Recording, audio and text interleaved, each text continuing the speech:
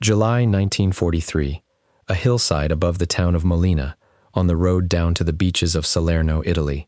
A British officer named Jack Churchill is climbing toward a German observation post that commands the entire pass beneath it, the position the Allied landing at Salerno needs cleared before anything else can move. He has been ordered to take it. He has not been given much to take it with. Beside him is a single corporal named Ruffle. That is the entire assault force. Slung around Churchill's waist, in the middle of a war fought with machine guns, mortars, and tanks, is a Scottish broadsword. He does not carry a rifle. He has never particularly liked carrying a rifle. He believes, and has said so to more than one superior officer who tried to talk him out of it, that any officer who goes into action without a sword is improperly dressed. By the time Churchill and one corporal are finished, they have taken the position, not damaged it, not driven the defenders back, taken it, along with a full German mortar squad, and marched 42 prisoners of war down the pass at the point of a blade, wounded men from both sides riding on carts that the prisoners themselves have been put to work pushing. Somewhere in the fighting he has lost the sword itself, and rather than let that stand, he will shortly walk back into contested ground, alone, to retrieve it, as though a man who has just taken 42 prisoners with a blade cannot in good conscience be seen without one. A man with a sword has just captured the better part of a company in the middle of the 20th century, in a war being decided by tanks, bombers, and radar, and it is not the strangest thing he will do in this war. Not close. If a story like this deserves to be remembered, take a second and hit subscribe, because that is the entire reason this channel exists, to put names back on the people history tried to erase. To understand how a man ends up leading an infantry assault with a sword instead of a gun, you have to understand that Jack Churchill had been an unusual man for a long time before anyone handed him a war to fight in. He was born in September of 1906 in colonial Ceylon, the son of a British civil engineer, and spent parts of his childhood in Hong Kong before the family returned to England. He trained at Sandhurst, was commissioned into the Manchester Regiment, and served for a decade in Burma, the kind of steady, unremarkable peacetime soldiering that fills most military careers. In 1936, with no war on the horizon that anyone could see, he simply left the army. What he did next tells you more about him than the 10 years in Burma ever could.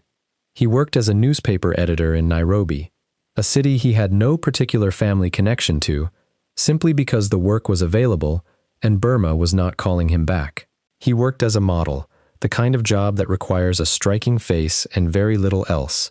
which by every surviving photograph he had in reasonable supply. He picked up bagpiping seriously enough to take second place in a military piping competition at the Aldershot Tattoo, competing against men for whom piping was a lifelong regimental tradition rather than a hobby picked up between jobs.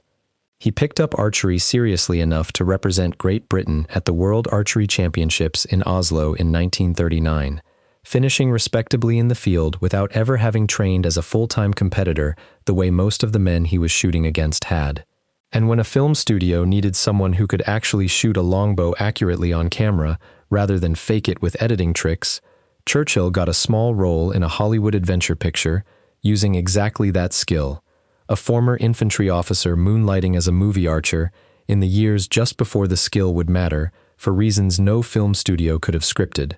By the time Germany invaded Poland in September of 1939, Jack Churchill was not a professional soldier looking for a fight.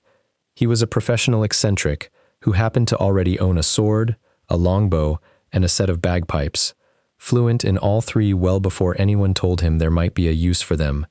and who was about to discover that the British Army had unexpectedly urgent use for a man like that.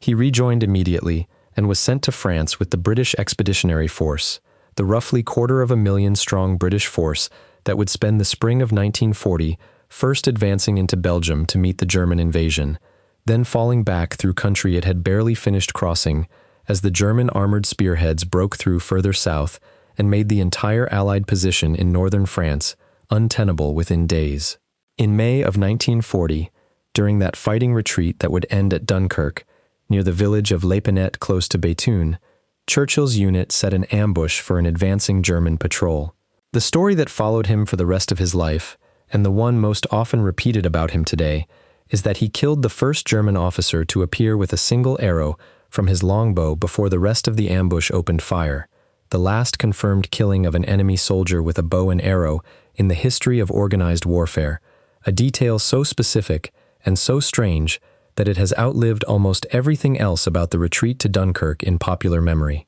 It is a magnificent story, and it may not be entirely true. Churchill himself, later in life, said that his bows had in fact been crushed by a passing lorry earlier in the campaign, which does not fit neatly with the version of the ambush that made him famous. Whichever version is accurate, and historians have never fully settled it, the fact that even Churchill's own account of his own legend is disputed tells you something about how quickly the stories around this man outran the paperwork, and how little he seemed to do, in his own later interviews, to correct them. What is not disputed is what he volunteered for once the army began looking for men willing to fight in ways regular infantry battalions were not built for.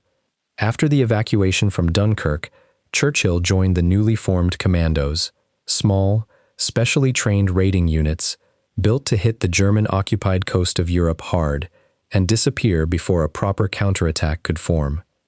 The commandos themselves were a new kind of formation, built specifically because the regular British Army of 1940 had no unit designed to do what Winston Churchill's government now wanted done: hit the German-occupied coast of Europe in small, fast, violent raids, then vanish before a proper counterattack could organize, keeping German garrisons all along thousands of miles of coastline nervous and overstretched, without ever risking a full-scale invasion force. It was, in its own way, an organization built around exactly the kind of soldier the peacetime army had never quite known what to do with, men who worked best outside the normal chain of expectations, and Jack Churchill fit the description before the ink on the founding orders was even dry. His first major action came on the 27th of December, 1941, as second in command of No. 3 Commando during Operation Archery, a raid on the German garrison at Vågsøy on the Norwegian coast, timed to coincide with a second, larger diversionary raid elsewhere on the Norwegian coastline to split German attention. As the landing craft ramps went down and his men prepared to charge into German gunfire,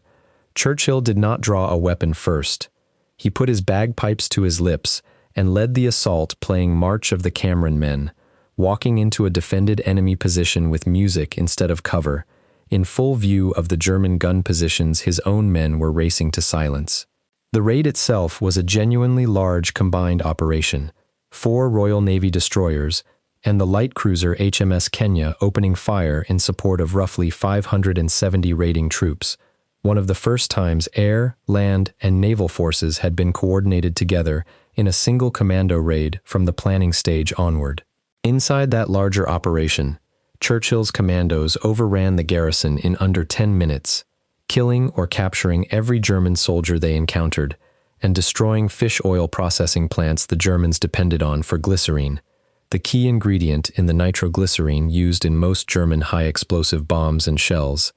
and for the vitamin supplements German U-boat crews relied on to survive months at a time without natural sunlight. The raid's actual strategic objective, quietly starving German industry of a resource most people would never think to associate with the war at all, ended up buried underneath everything about the raid that actually made it famous. He was awarded the Military Cross for Vågsøy, and the story of the officer who led a raid with bagpipes instead of a rifle began traveling through the British Army on its own, the kind of story soldiers repeat to each other because they can hardly believe it, and it happens to be true.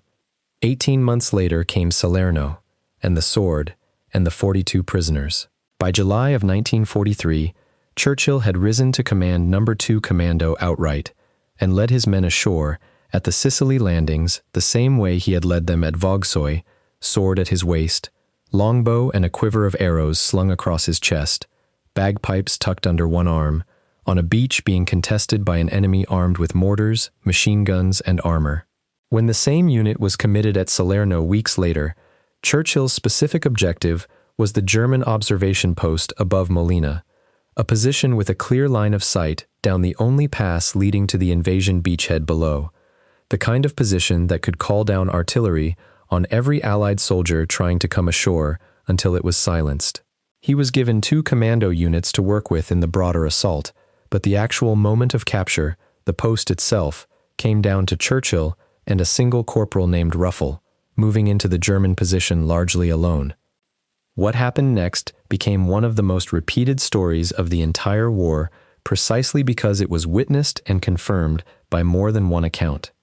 Churchill and Ruffle took the observation post, along with a complete German mortar squad among the prisoners, 42 men in total, surrendering to what was, in practical terms, 2 attackers and a sword.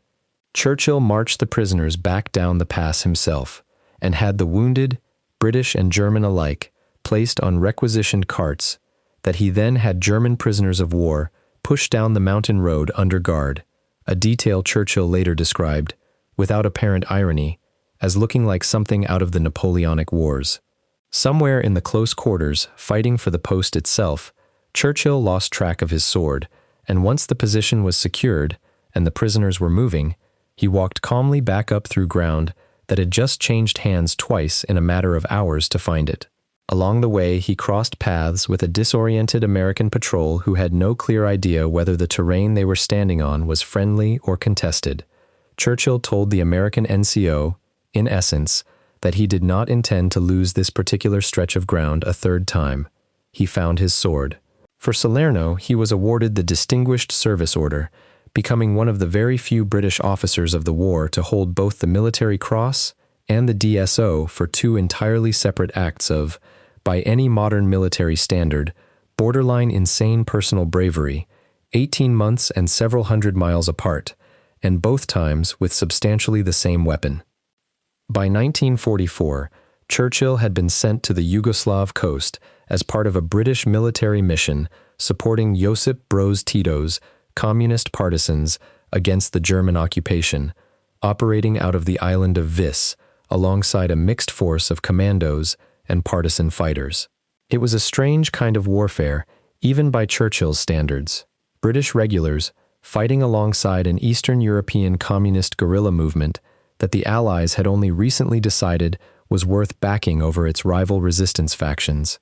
All of it hundreds of miles from anything resembling a conventional front line. In May of that year, he was ordered to lead an assault on the German-held island of Brac, organizing a combined force of roughly 1,500 partisans alongside British commando troops, by far the largest single force he had ever been given to command. The operation did not go the way Volgsoy or Salerno had gone. The landing itself was unopposed, but once the German gun positions on the high ground came into view, the partisan commanders delayed the assault, and by the time Churchill signaled the attack with his bagpipes, the element of surprise that had carried him through 2 earlier actions was already gone, spent on a delay that was not his decision to make. Allied aircraft, unaware of the ground situation and unable to tell friendly troops from enemy ones at that distance, strafed his own position, a hazard of coordinating between forces that had barely trained together. The attack was called off for the night and resumed the following morning, this time with Churchill leading a smaller flanking element while the main partisan force stayed back at the landing site rather than committing fully to the assault. Only Churchill and 6 other men reached the German objective at all. A mortar round landed among them, killing or wounding every man beside him in a single blast. Churchill was the only one left standing on his feet, alone, on high ground, with German infantry now closing from more than one direction and no reinforcement coming. And as those German soldiers closed in on his position, he did the only thing that, by this point in the story, should not surprise anyone at all. He kept playing "Will Ye No Come Back Again" on the same bagpipes that had led him into 3 previous actions, the sound carrying across ground that had just killed every man who had come up that hill with him, right up until a German grenade knocked him unconscious, and the war, for Jack Churchill, was over, for now. He was captured, and the German officers who took him prisoner noted his surname with obvious interest and flew him to Berlin for interrogation, apparently on the theory that a British commando officer named Churchill might be a relative of the Prime Minister. He was not related to Winston Churchill at all, a detail that seems to have disappointed his interrogators considerably more than it disappointed him. From Berlin, Churchill was eventually held at Sachsenhausen concentration camp, one of a category of prisoners the Germans classified as prominente, high-value captives, mostly relatives of Allied leaders or officers with names or connections the regime considered useful as potential bargaining chips.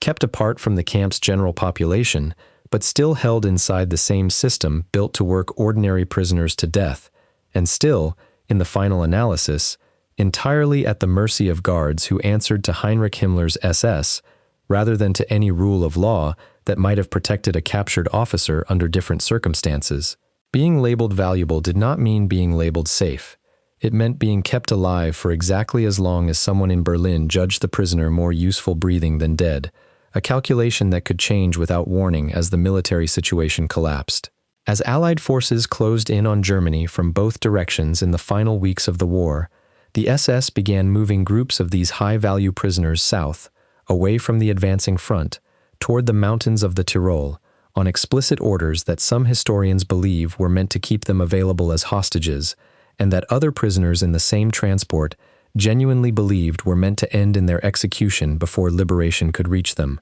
a fear that, given who was giving the orders, was not remotely unreasonable.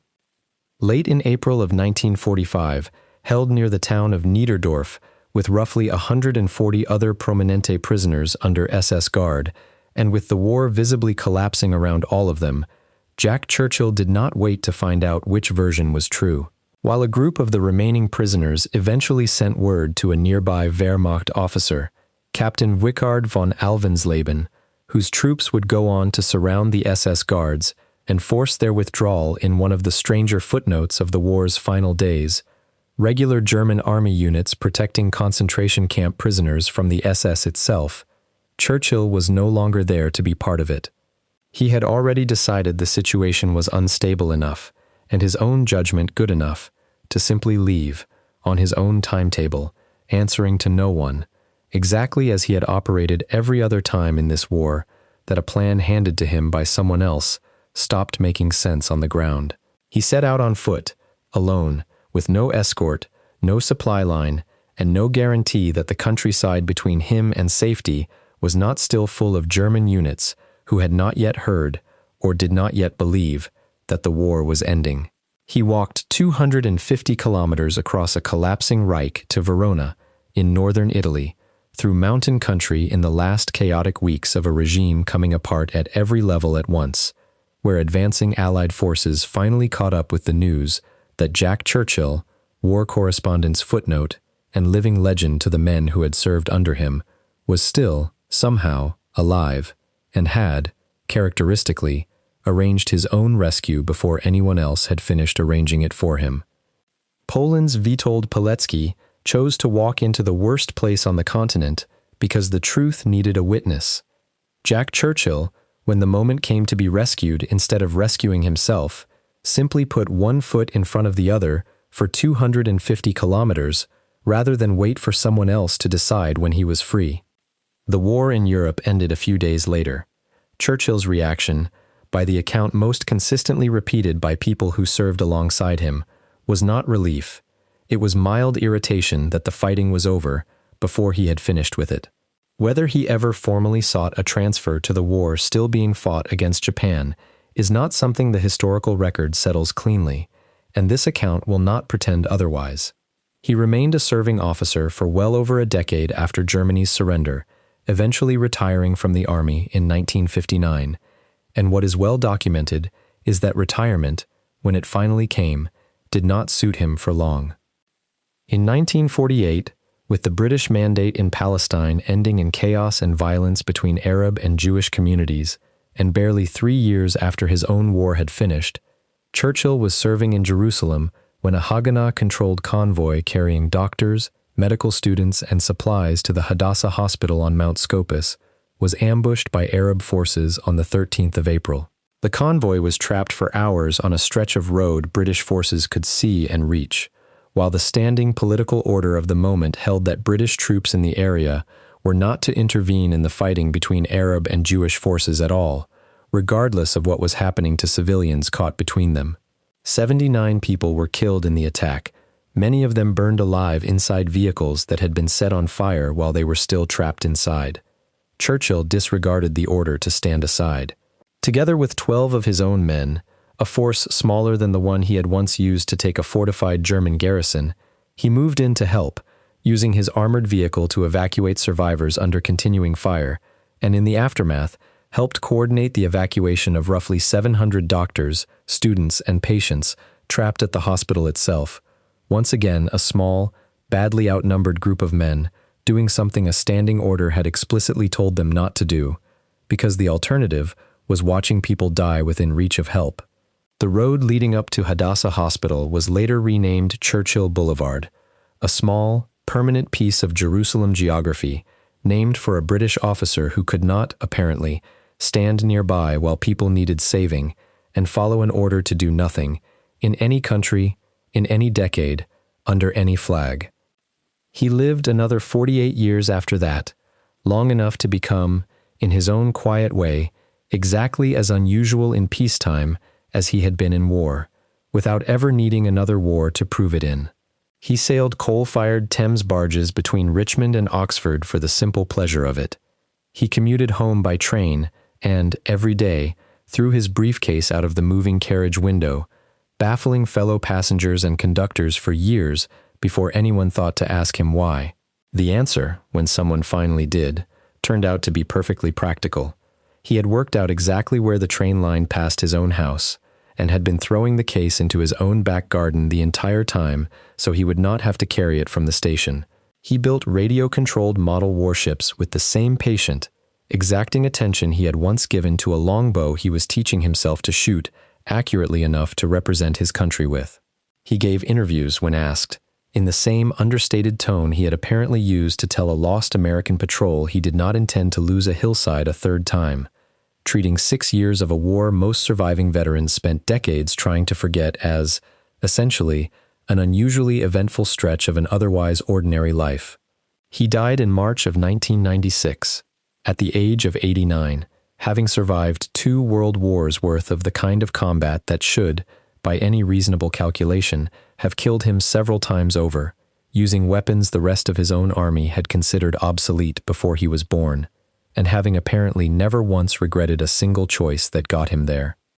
Nobody forced Jack Churchill to carry a sword into a war being fought with tanks and machine guns. He did it on purpose, repeatedly, for 6 years, across 4 countries, against an enemy that had spent that same 6 years building the most mechanized, industrialized war machine the world had ever seen, and it worked often enough that the only sensible conclusion is that he understood something about that war the rest of the army did not. The German officers who tried to fight him were prepared for artillery, for armor, for the disciplined firepower of a modern infantry battalion.